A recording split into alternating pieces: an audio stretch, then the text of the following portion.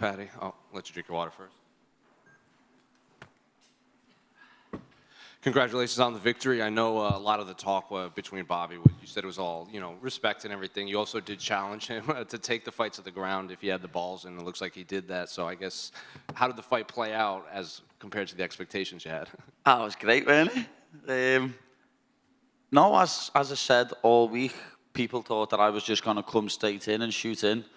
And I told you all I didn't need to. You know what I mean? People underestimate me striking, don't think I can strike.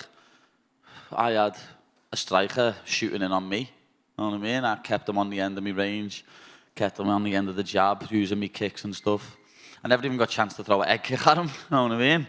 But as I say, I leg kicked him and he shot in, and I capitalised on it. I went guillotine, switched to triangle, and I ended up taking the arm as well. I thought the ref was a little bit slow, to be honest.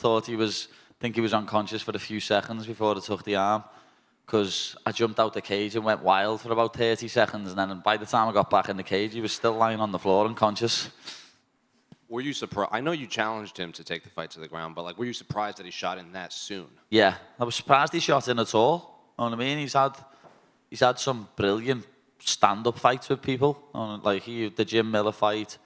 He stood with Jalen Turner. He's done 3 rounds with Fiziev and won the last round. People kept talking about that in the build-up to this. So yeah, I was surprised. But as I say, everyone underestimates me, lad. Just because I look like a 14-year-old girl. You know what I mean? What did you say to Bobby after? Because we saw you go check on him, and then he finally woke up, and then we saw the clip of you backstage. But did you guys, you said there was no bad blood, but you guys... No, yeah, of course, no bad blood at all, lad. It's just, in this game, you've got to... I like to be respectful. You know what I mean? It's one of them where we're fighting to put food on the table for our families, and the fact that, his arm went, I felt it. I felt a little crunch, and it was nasty. Know what I mean? But I just hope it isn't too bad, because I know he likes to be active and he likes to fight as much as he can.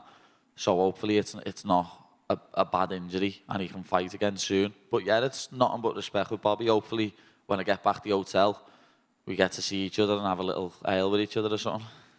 And you said you had your eye on that Renato Moicano in the BSD fight in Paris. I know you liked that Moicano fight because the build-up you said would be a lot of fun, but a lot of fans think Benoit Saint-Denis is one of the more just dangerous fighters in general in this division. So of the two, which one do you think would just be the tougher fight outside of, the build-up?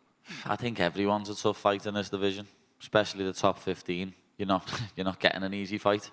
It's as simple as that. Every single fight in the top 15 at lightweight, it's the most deep division in the world when it comes to mixed martial arts, 155. So any fight is going to be a tough fight, especially now I'm looking up the rankings, know what I mean? So every single fight that I have now, it's going to be a tough fight. Paddy, over to your left. Hiya. It felt like you really seemed to enjoy Fight Week this week, almost having another fighter with a big personality to sort of bounce off a little bit in terms of the press conference and all that. Was that true, sort of having someone you could kind of play off a little bit during the week? Yeah, it was. Me and my team were actually talking about this before. I enjoy it a little bit more when there is a little bit of, not bad blood, but a little bit of a back and forth. Know what I mean? I think my worst performance in the UFC was when I fought Jared, and we was very cordial with each other. Know what I mean? It was very respectful, and that was my worst performance. Every other performance, I haven't had bad blood with people, but we've had a little back and forth. Know what I mean? Levy, Tony started chatting shit towards the end of the fight before we fought. And then obviously this with Bobby, as I said before, it wasn't nothing personal, but we had a little back and forth, and yeah, it gets me going a little bit.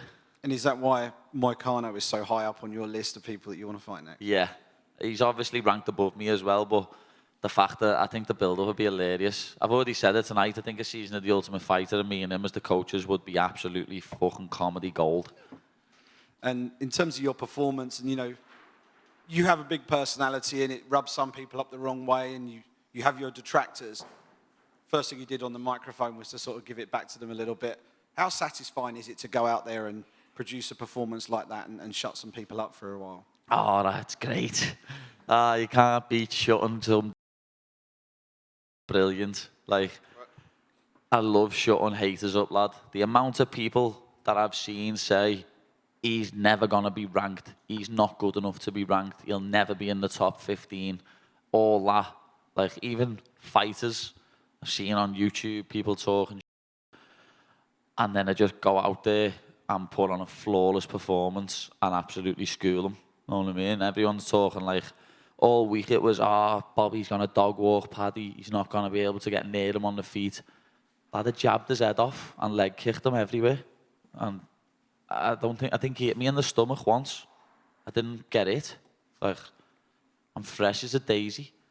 And then I caught him in a sub, and no one subbed him since January 2009. I saw a funny little stat there as well. My coach has just said I finished him a second faster than Islam Makhachev. Last one from me. Just before the fight, or the day before the fight, you put it out there that you've signed a new deal with the UFC, right? So anything you can tell us about that in terms of duration and how long we can see you sticking around causing havoc in the UFC? I'm going to be here for the rest of my life, lad. Know what I mean? People took what I said and, like, clickbaited it.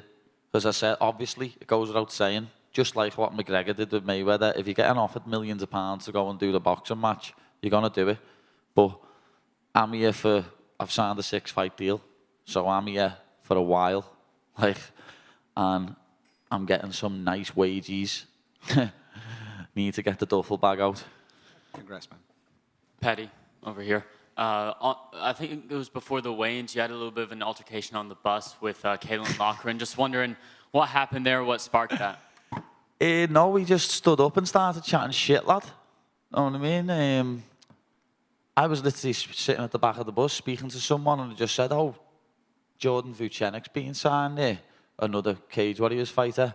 A very talented one. Yeah, he was very good, lad. And I think I said, oh, it's funny the way Vucenic and Morgan Charrier have been signed, and Paul Hughes is fighting on PFL, the B Leagues.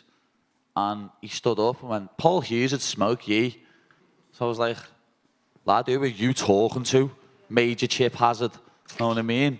He looks like the Major Chip Hazard of Toy Soldiers, lad. Yeah. So people made a big deal out of that, lad. Like I was trying to bully him. He started it.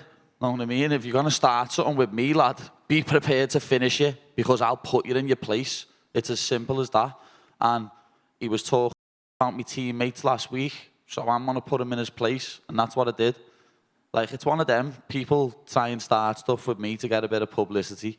That's exactly what he done. I seen him in the lift like 3 days ago, and he smiled at me and looked at the floor. And then after that altercation on the coach, he walked past me after the ceremonial weigh-ins. He was about 4 foot away from me and stared at the floor, walking like that. Know what I mean? I'm not a big lad. If someone says something to me, I'm saying something back. I don't stare at the floor like a little worm. And you mentioned your teammates, and I see your shirt, Next Generation MMA. How much does that gym mean to you, and how much do your teammates mean to you? My teammates are like my family, lad. Know what I mean? Blood, sweat and tears together. Like, we spar twice a week. We train with each other every single day. I've been training at this same gym since I was 15 years of age. I walked into Next Generation on the 20th of January 2010. Day what changed my life. I'll never forget it. All my teammates, lad, that are there for me, goes without saying. All my coaches, Paul, Ellis, Adam, all my teammates, like, obviously, you know Molly. You're going to get to know a lot of my teammates, Luke Riley, Nathan Fletcher, Liam Gittins, Adam Cullen, Liam Malloy, all these people. You're going to get to know them, because, believe me, they're going to be getting signed real soon. And one last question from me. This is not to do with fights, but how are you feeling about the upcoming Liverpool season with Arne Slot and everyone? Can't wait. Know what I mean? I need to find out if Arnie slots into his MMA, don't I? Because he's Dutch lad and he loved the combat sports. So I need to find out if he's into his MMA.